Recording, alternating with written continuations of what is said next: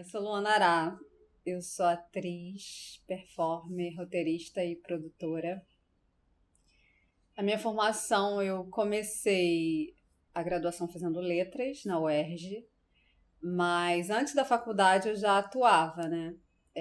Sou atriz, comecei a fazer cursos de teatro em 97, 1997, e aí em 2004 eu iniciei o meu primeiro espetáculo profissional. E de 2004 até 2012, basicamente eu só trabalhei com teatro. E a partir de 2012 eu ingressei no mercado audiovisual, trabalhando bastante com publicidade como atriz.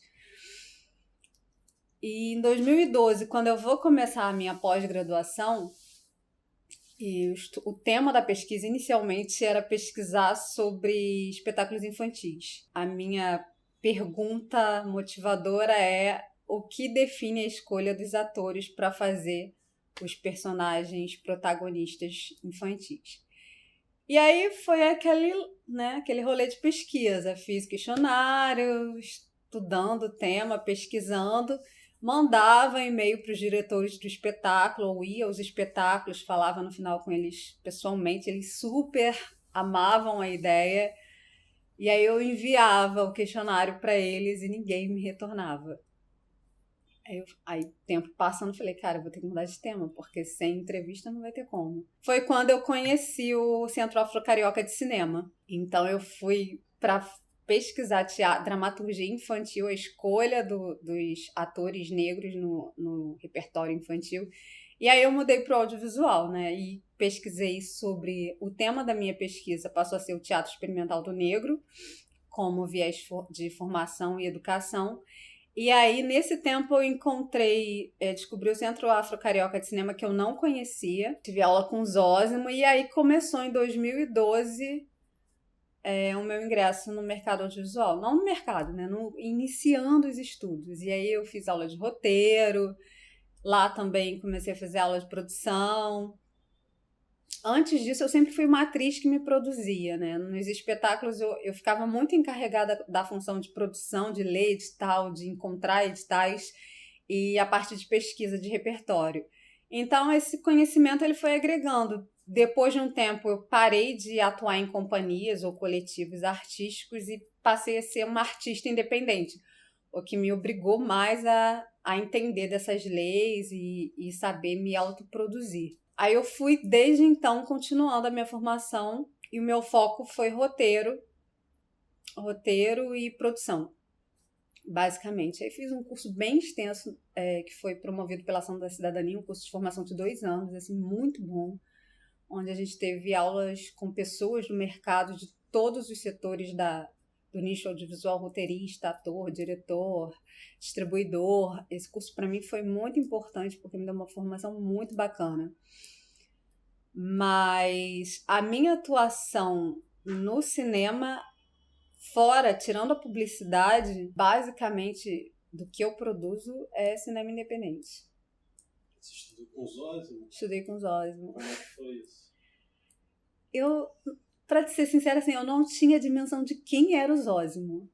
Logo nos primeiros anos, assim, que eu comecei a frequentar o Centro Afro-Carioca de Cinema, eu nunca tinha ouvido falar do Zósimo. Na verdade, assim, eu tinha uma vaga lembrança da minha avó falando do Zósimo, que ele foi modelo, né, ator. E aí eu lembro que uma vez, adolescente ainda, ele passou na TV e a minha avó super elogiou ele, sabe? Nossa, era assim, o homem mais maravilhoso da época dela. E aí, quando eu me liguei que essa pessoa que ela falava era o Zósimo, aí fiquei, nossa, não acredito. E depois, assim, continuei estudando lá no Afro Carioca algumas outras vezes, em outros momentos, até, né, teve um momento que ele adoeceu e tal, veio a falecer. E aí, nesse percurso lá no Centro Carioca, que aos poucos eu fui tendo a dimensão, assim, da importância dos Zósimo no cinema independente, no cinema negro, no cinema brasileiro, né? Mas até então nunca tinha ouvido falar, nunca. O Centro Afro é que ele fica ali na Lapa, né? Isso. E ele funciona ainda hoje? Funciona. Assim, com atividades espaçadas, né? Não sei se eles mantêm aberto o tempo inteiro, o ano inteiro, com atividades, mas a cada ano eles conseguindo edital tem cursos de formação e tem também o encontro, né? O encontro de cinema negro, Sim. que acontece regularmente. E é um espaço importante para a resistência negra. Muito importante. Assim, eu não tenho dados, né, sobre isso, mas a grande parte dos cineastas negros periféricos com certeza passam por ali. Olha, a minha primeira experiência de filmar um curta foi resultado de uma formação que foi realizada naquelas naves do conhecimento do município do Rio. E aí eu fiz esse curso na nave de triagem. Era um curso de formação para jovens cineastas periféricos e havia aula, você se inscrevia optando por qual setor você gostaria de aprender, né? E aí eu me inscrevi na turma de roteiro, mas havia turma de direção de fotografia, direção, produção, som, edição. E depois de um dado momento de tantas horas de aula, nós nos reunimos em grupos, então cada aluno de cada setor formou um grupo para se produzir o filme. Havia uma verba inicial para a realização desse filme, para custear transporte, alimentação. A própria nave do conhecimento cedia o equipamento e aí foi feito esse curta-metragem Nave Mãe. O filme ele já veio com um roteiro encomendado porque era ideia do diretor, né? O aluno de direção ele já tinha o desejo de fazer um filme sobre a população LGBT e a homofobia, então ele tinha um vasto arquivo de pesquisa. E aí na seleção dos grupos, né, a gente foi se dividindo por qual tema se interessava. Eu fiquei nesse grupo, o grupo foi formado por 2 diretores e 3 roteiristas, uma produtora, o editor e o responsável pelo som. Depois foram agregando mais pessoas que nem faziam parte do curso, né? Por ser cinema independente, enfim. Essa coisa coletiva que a gente já sabe. E aí a gente teve uma aula, né, com o diretor mostrando um material, falando exatamente. Ele já tinha sinopse, a gente teve um prazo e aí a escaleta nós fizemos juntos, os roteiristas fizemos a escaleta juntos. Cada um desenvolveu seu próprio diálogo e suas cenas. E aí, num outro encontro, eu fiquei meio como roteirista-chefe para ver o que era melhor de cada um e aí formar um único documento. Quando a gente chega no roteiro final, aí escolhemos a locação de produção, que foi lá na Maré, né? Porque um dos diretores também morava na Maré. O Yuri, que veio a falecer depois. Nós gravamos na Maré. Eu fiz também a seleção de elenco, né? A convocação para o elenco, que foram pessoas... A maior parte também era da Maré, que tinham já desenvolvido um trabalho de drag, de transformista e bailarinos da Maré também. Então nós filmamos lá, acho que em 3 dias, 3 finais de semana. E foi esse corre, né? Produção, pão com mortadela, passar a noite na Maré, viver o que é a Maré dia e noite, enfim. Respeitando onde podia gravar, onde não podia. E aí o filme foi concluído, assim como dos outros grupos. E aí o resultado final de cada grupo foi para uma votação. E aí o filme que tivesse maior número de votação nesse concurso seria o filme escolhido para ter equipe para viajar para Londres, se eu não me engano. E aí eu lembro que o nosso filme era super, super elogiado, mas a gente não teve uma organização eficiente para divulgar o filme a ponto dele ser nos likes lá da votação o mais votado e o mais curtido. E aí nós fizemos 2 versões desse filme, né? Porque esse concurso o filme deveria ter 5 minutos, mas o nosso roteiro ele tinha duração de 15 minutos. Então a gente fez esses de 5 minutos, que era a exigência da nave do conhecimento, mas depois também a gente tem uma outra versão que é o filme completo de 15 minutos. Os dois são completos, né? Mas o filme que a gente realmente quis fazer é o de 15 minutos. A gente não se preocupou em distribuir o filme. Eu acho que esse é um dos maiores problemas do cinema independente. Porque a gente quer realizar, a gente se empenha, a gente investe o próprio dinheiro para fazer o filme. E aí, depois de feito, fica...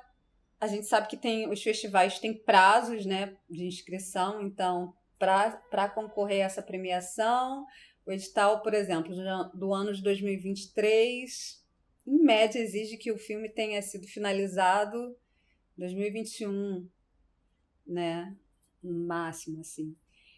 E aí eu acho que a gente não pensa muito em distribuição. Esse filme, por exemplo, e é uma questão também, além da gente não pensar em distribuição, independente de se é um produto de formação ou um produto de um coletivo, eu acho que essa é uma questão do cinema independente que precisa ser pensada.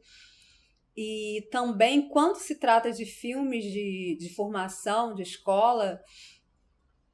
E aí, independente do nível universitário ou como esses de projetos sociais, me parece que terminou o curso, acabou a vida do filme. O Nave Mãe, por exemplo, ele participou de alguns festivais, ele teve até uma circulação razoável, mas muito por conta do empenho individual de algumas pessoas. Então, os diretores chegaram, se eu não lembro, ele chegou a fazer uma palestra ou uma exibição num encontro de cinema negro. Ele foi exibido muito em festivais sobre a temática LGBTQI, mas esse movimento de distribuir foi por conta do empenho individual do diretor e da produtora. Então, assim, eu lembro que vira e mexe eles mandavam documento para a gente que era roteirista e as outras pessoas da equipe autorizarem a inscrição do filme. Mas também não se pensa em reservar verba, né, para a inscrição desses festivais, para traduzir o filme, né, que é super importante. Eu acho que esse filme, apesar de ter sido realizado há mais de 3 anos, ainda é muito atual. Penso que se ele tivesse uma tradução e tivesse como ser distribuído em festivais internacionais, ele teria uma aceitação, uma repercussão muito maior. E aí ficou restrito ali, né? Tá no arquivo da Nave do Conhecimento, um dos diretores veio falecer e basicamente o filme não circula mais. O Proteção, eu atuei como atriz, no Proteção como atriz. Eu conheci o Alberto, que é o roteirista e diretor do filme, num trabalho anterior, num curta que nós fizemos, onde ele era ator e o meu par romântico, né? E aí ele conheceu meu trabalho. Foi um tempo depois que ele me convidou para participar de Proteção, e aí foi aquela coisa de convite, né? Trabalho de cinema independente, não tem cachê. E é uma prática minha como atriz, assim, eu escolho muito os meus trabalhos por acreditar na proposta, por ter a ver com as minhas crenças, com os meus valores, desde sempre a fomentar o protagonismo negro, protagonismo que eu chamo, né? É base de qualquer trabalho que eu faça, estudar o personagem, ver se vale a pena, se não vai colocar a mulher num lugar de estereótipo, num lugar de sexualização, enfim. E aí eu pedi o roteiro para ele e foi o primeiro susto que eu levei, né? Porque quando ele me convidou, eu achei que fosse um curta. Eu falei, Alberto, você vai filmar um longa sem dinheiro? Você é louco. E ele, não, vamos filmar. E aí ele conseguiu algumas parcerias, né, com equipamento, mas ainda assim um valor muito, muito, muito, muito abaixo do que uma produção como é a qualidade do filme exige. E as pessoas todas da equipe acreditaram nesse projeto. O roteiro, assim, não é porque eu tô no filme, o roteiro é sensacional, a história é uma história importante para a comunidade negra, para a população periférica, toca em questões muito, muito necessárias que precisam ser discutidas no Brasil. E aí eu embarquei, né? E como atriz, assim, foi um desafio imenso, né? Porque você gravar um longa sem dinheiro requer uma concentração e um preparo, uma atenção, assim, muito, muito grande. Porque cenas que eu gravei em 2021, por exemplo, agora eu não lembro as datas com precisão, mas só para ter margem da distância. Então, vamos supor que eu filme uma cena em 2021, a continuidade daquilo vai ser em 2023. Então, eu voltar a ter aquela forma de andar, aquela forma de falar, foi um desafio muito grande como atriz, muito grande, por conta desse espaçamento, né? Se você compara a realização de um longa, de uma produção com orçamento, os testes que eu faço, por exemplo, em média você tem 2 meses de preparação de elenco, e aí o elenco está imerso naquilo, uma preparação, sei lá, 4 vezes na semana, todo mundo ali, 1 mês de filmagem, 3 meses rodou o filme, então 3 a 4 meses no máximo, né, se você tiver... Não passa disso um filme com dinheiro, com financiamento de longa-metragem. Agora, a produção a gente vai fazendo aos pouquinhos, assim, aquela coisa de cinema independente. Conseguir uma parceria para essa cena, para a locação dessa cena. Conseguimos transporte, alimentação, vamos viajar para tal lugar, em tal... E ainda tem a questão das datas, né? Porque artista independente trabalha com outras coisas, tem os seus corres 24 horas, então, assim, agendar o horário de todo mundo batendo, né? O horário disponível, com a data do que você conseguiu livre, hotel, por exemplo, alta temporada é impossível, né? Se você não está pagando o valor que eles normalmente cobram, então eles vão te dar uma data ali que o local está em baixa temporada. E foi muito difícil, assim, mas conseguimos, eu acho, né? Acho que sim. Ainda não vi o filme, né? Mas foi uma produção, assim, extremamente profissional. Não tem absolutamente nada de inferior se você comparar com uma produção financiada de uma grande produtora. A diferença é que eles fazem com dinheiro e a gente sem. Né? Assim, é um roteiro de qualidade, um trabalho de qualidade, atores sensacionais. Nossa, eu tive a oportunidade de trabalhar com a Deja, com o Wilson Rabelo, que são, assim, pessoas... Né? Você aprende só de respirar no mesmo espaço ali da cena.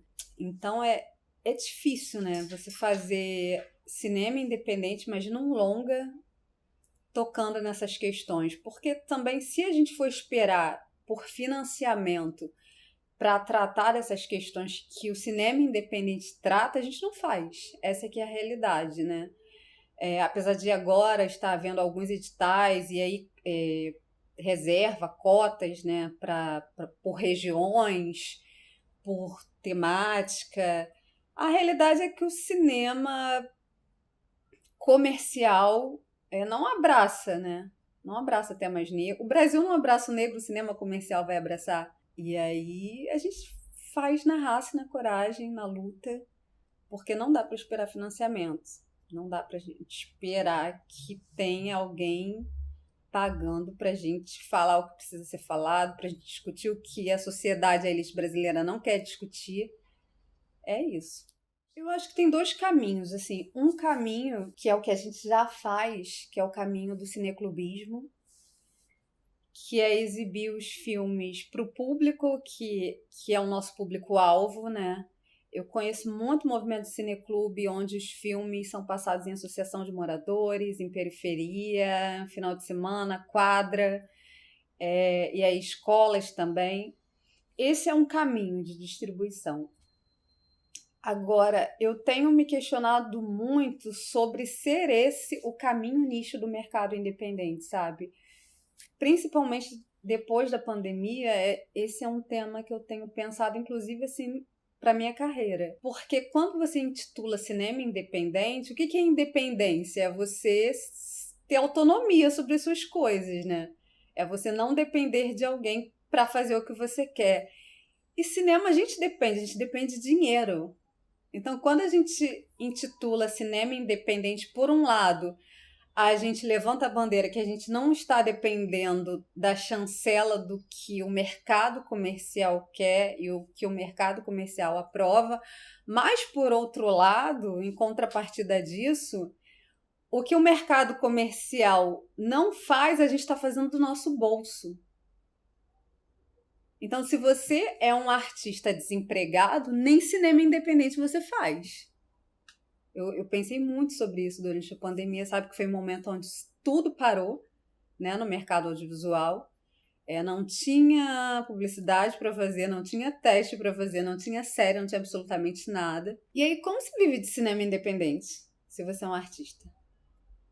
Então, acho que a gente tem que pensar sobre um outro caminho pro cinema independente, que não é esperar a chancela do mercado comercial, mas é criar espaços no mercado comercial para o cinema independente. Talvez voltar e aumentar a cota de telas, né? O tempo de tela de produto nacional, e aí rever os critérios disso, porque também a gente fazer cinema, e basicamente os filmes de curta-metragem só passam na TV Cultura, né? Na TV. Eu acho que tem que ter um espaço em todas as emissoras, e aí um espaço com um horário nobre, onde o trabalhador, onde o nosso público-alvo assista. Não adianta colocar um tempo de tela que o nosso curta-metragem vai passar 00:30, que o trabalhador está dormindo essa hora, né? Se tiver chegado em casa. Então, acho que rever esses conceitos, pensar também em critérios da Ancine para um mercado independente. Então, assim, a gente competir com grandes produtoras é inviável. Ainda que lá tenha aquela questão de... Eles têm a classificação da produtora, né? A produtora com tantos filmes tem o nível 0, nível 1, nível 2. Não tem como você comparar uma produtora periférica e uma produtora independente de elite. Ainda que as duas só tenham feito um filme, é um desnível, não é igual. E aí eu posso comparar, por exemplo, com um filme onde eu participei como atriz. Foi um documentário, Medo de Chuva, né? Medo de Chuva em Noites de Frio. Foi um cinema independente, porque eles não tinham verba. Eu participei como atriz a convite da protagonista, que é minha amiga, né? Você topa? Topa. Fiz o teste. Mas socialmente, assim, não conheço profundamente as pessoas envolvidas na equipe técnica, mas comparando com o cinema independente onde eu atuo, que é majoritariamente pessoas periféricas e negras, ali era uma equipe majoritariamente branca.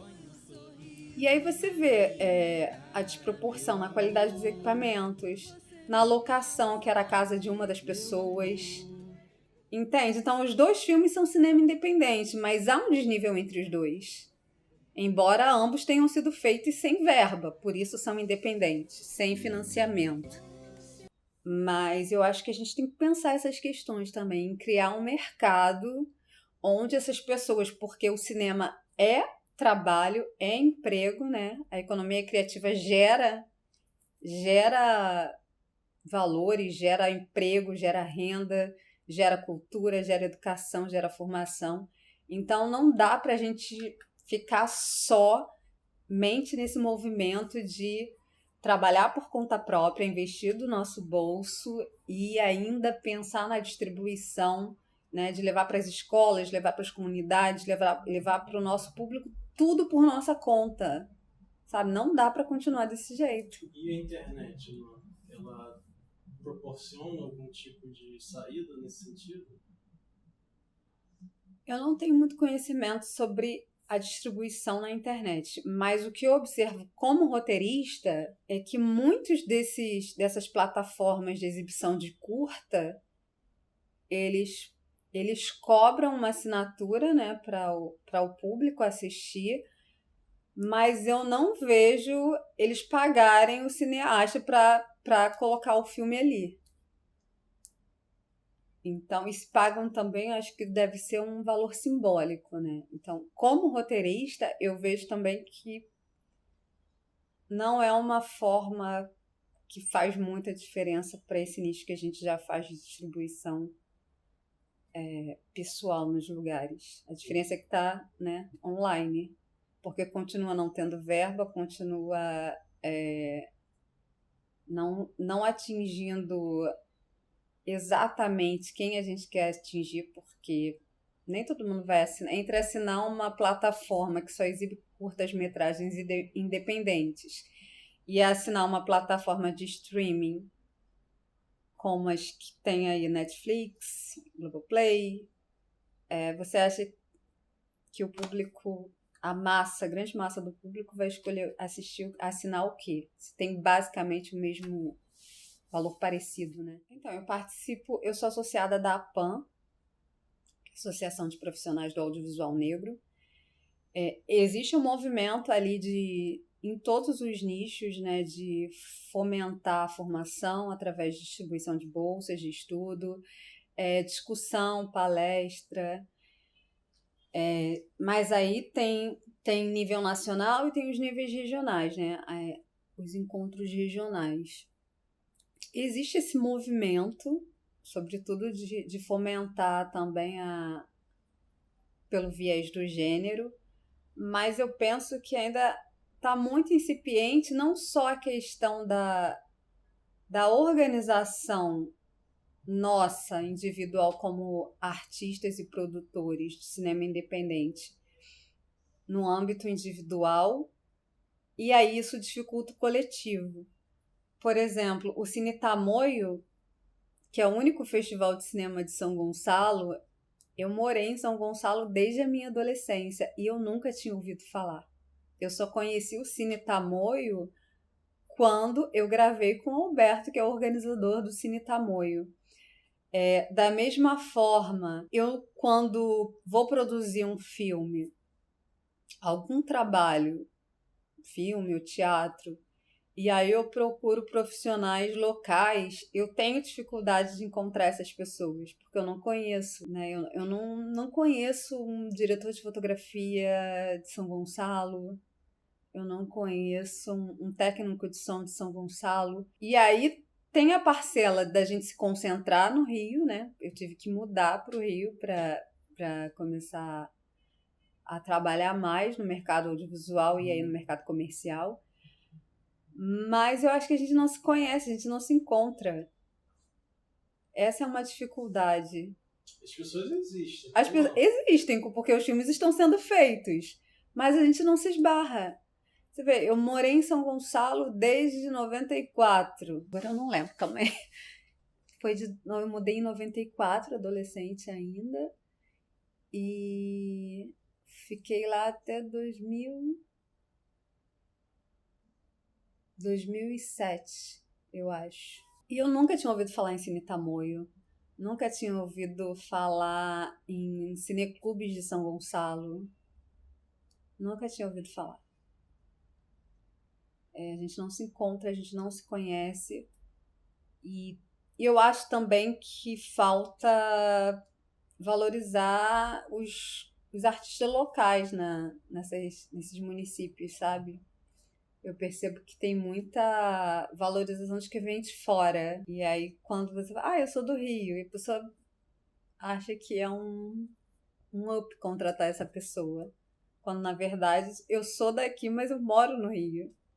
Né? Eu nasci em Niterói, morei em São Gonçalo, eu só fui pro Rio quando eu fui tentar o edital do Nós do Morro, que aí eu falei, se precisa morar no Vidigal, eu vou pro Vidigal.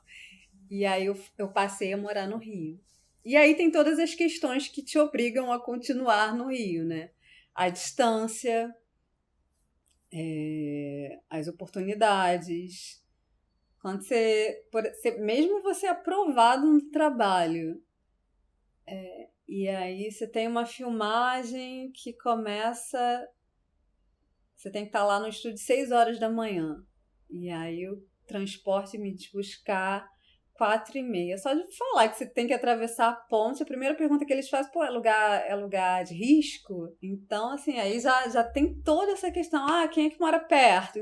Infelizmente, isso é sim um fator de seleção no trabalho, né? É no trabalho comum, é no mercado audiovisual. Eu faço bastante coisa, né? Eu sou atriz, eu produzo, eu escrevo, mas para onde eu tenho direcionado agora a minha carreira, eu continuo como atriz fazendo testes e gravando, né, quando eu sou aprovada. Tenho a minha produtora, então é isso, eu fico pesquisando editais, correndo atrás de patrocínio, e uma coisa que eu tenho tentado, e aí eu digo tentar porque é um conflito constante, né? A gente que trabalha com a arte política já tem um impasse de você não fazer qualquer trabalho. Enfim, por todas as questões que você direciona, suas crenças, seus valores, o que você pretende, né, deixar aí para as pessoas, para o mundo. Então, assim, já reduz um pouco o seu universo de trabalho, principalmente sendo uma artista negra, isso já é reduzido naturalmente. Mas eu tenho tentado sair desse lugar, como a gente conversou inicialmente, esse lugar de que, por eu fazer um cinema político, uma arte política, o lugar dessa arte é o quadrado do cinema, da arte independente, por conseguinte, um trabalho que eu não vou ser remunerada. Eu tenho focado muito e refletido muito sobre isso, sabe? E aí é um conflito constante, porque você se divide no desejo de fazer o negócio, né? E você também se impor limites. Não, peraí, depois daqui já tá demais, eu já tô me desvalorizando. Durante a pandemia, eu produzi muita coisa, né? Porque todo mundo isolado, então eu escrevi muita coisa. Tem bastante coisa engavetada, assim. Tem um espetáculo de teatro infantil, tem espetáculo de teatro adulto. Estou concluindo um projeto de série infanto-juvenil. Tudo isso é escrita individual. E aí eu tenho tentado viabilizar essas produções, mas não de forma eu vou custear, sabe? E aí você se divide, a artista fica sofrendo porque não tá na cena, não tá ensaiando, não tá trabalhando voz, não tá trabalhando corpo, mas está no trabalho burocrático de inscrever projeto em edital. E aí, quando eu convido as pessoas, né, para preencher carta de anuência, para preencher a planilha orçamentária, você fica num conflito constante, assim, em choque, porque as pessoas que não fazem essa arte que nós fazemos, né, independente, metem assim, 14 mil. E aí eu paro, olho a minha planilha e eu me dei o valor. E assim, eu produzo, eu atuo, eu escrevo e eu tô ganhando menos que isso. E aí quando eu inscrevo num edital, por exemplo, o tempo que eu mais gasto como produtora é fazendo a planilha orçamentária, porque eu fico nesse conflito. A pessoa mete um 14 mil assim que eu falei, gente, não que eu queira dar preço no trabalho do outro. Ela tá super correta de exigir 14 mil para 3 meses de trabalho, né? Que ela vai estar se dedicando, vai estar empenhada ali. Mas é que o cinema independente é tão longe disso que eu, tendo 3 funções nessa mesma planilha, não chego nem a 10 no cachê que eu me coloquei, sabe? Então é muito surreal, muito. Então eu tenho focado assim a minha carreira e repensado muito sobre essas questões. É importante a gente falar desses temas, é importante a gente fazer, porque o mercado comercial não vai absorver o que a gente quer. E quando absorve também tem muitas restrições, né? A gente está numa época onde falar de minorias, de diversidade dá dinheiro, dá retorno, mas a gente sabe do que tão importante quanto falar desses temas é o como falar deles, né? E aí não é todo trabalho, toda produtora que vai estar fazendo isso de uma forma que talvez a gente queira fazer no cinema independente. E aí a gente fica nessa balança, né? O tempo todo.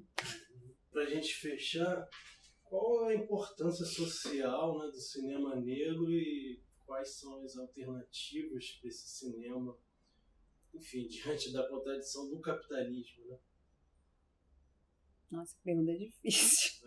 Eu tenho tentado achar essa resposta, eu não sei não. Sinceramente. A importância é fundamental, né?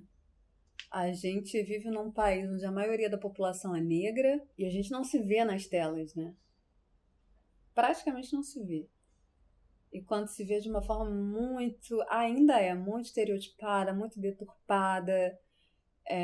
O meu trabalho de mestrado, eu estudei sobre protagonismo negro no audiovisual publicitário. Foquei só em publicidade. E fiz uma análise discursiva e imagética dessas propagandas, né? E aí eu fiquei quase um ano gravando propagandas do horário nobre, no horário nobre da emissora mais cara do país, né, mais assistida. Fiz a catalogação de todas essas propagandas e aí, no final de tudo, fiz um recorte com 10 campanhas. E, assim, é absurdo. É absurdo. Eu não vou lembrar os dados exatamente, mas havia um percentual maior de asiáticos do que de negros. E na época em que eu fiz essa pesquisa, que iniciou em 2016 e eu terminei em 2018, não havia uma campanha publicitária exclusivamente com atores negros. Não tinha. E fora outras questões, né? Porque ainda quando ele é protagonista, e aí protagonista eu digo no sentido morfológico da palavra, né? Na realidade, ele não é.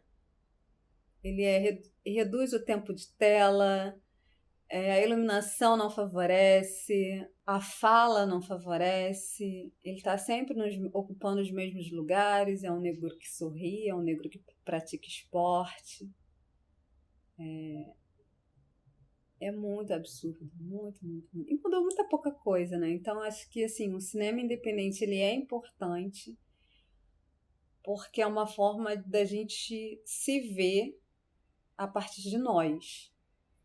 Embora, assim, eu estou focando muito o cinema independente como cinema negro, porque esse é o cinema que eu faço. Mas a gente sabe que existe o cinema independente branco também, né? Pessoas brancas fazendo cinema sem financiamento. Mas aí já é um outro recorte, porque só pelo fato de ser branco já muda muita coisa nessa produção.